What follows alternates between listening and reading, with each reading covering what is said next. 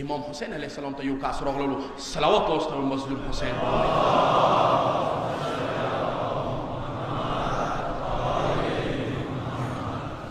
یا ابن رسول الله انا رجل عاصی مولا زی گناهکار کسیم فلا صبر لی عن المعصیه مولا گناهان نه د بس نشم کوای صبر درته نکیږي څه وکم دا بیماری مو تاسو ټولو کې د ګناهګار یو او صبر د هم نشو کوای مولا ورته یو علاج وخیلو یو علاج ورته وخیلو ورته ویلا پنځه شیونه زه ته افعل خمسه وزن بما شئتا و صحابي پنځه شیونه انجام کا هغه نه بعد کومه ګناه ته د زړه وی هغه ته وکړه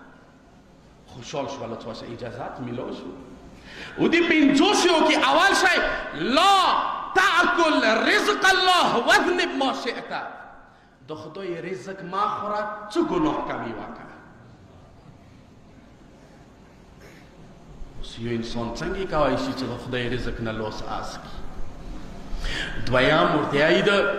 واخرج من ولایت الله واذنب ما شئت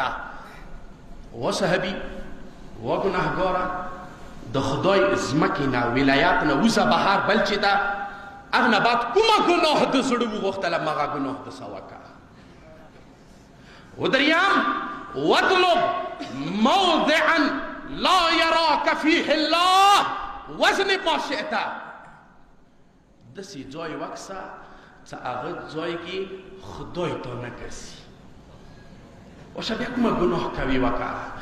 د ایران یو مجتهد دی ډېره ښکلې جمله ما هغې ورځې پړه وکړله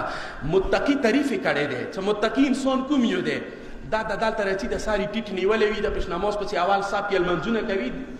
دینه نه ثبتېږي چې دا متقي دی متقي انسان علامات یې وښیلو که غواړي چې وپېژندي څه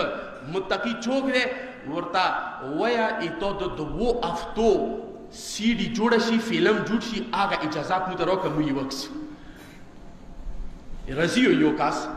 دې شي باندې چې ما ګذشته کومې 2 هفتې ما څه عمل کړی دی هغه دلته اوس منبر نه سکرین نیولګي دا ټوله خلک یې وکسي شته څوک داسې چې د 2 هفتو کې زیاړې زورال څه ګناه څه دا شوي دی ټول یې وکسي بس متقي نه شي ویلی ښکاس ته چې هغه 2 هفتې صفا نه دي تېرې شوي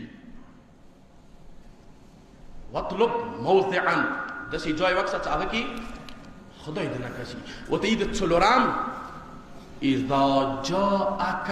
ملك الموت ليقبض روحك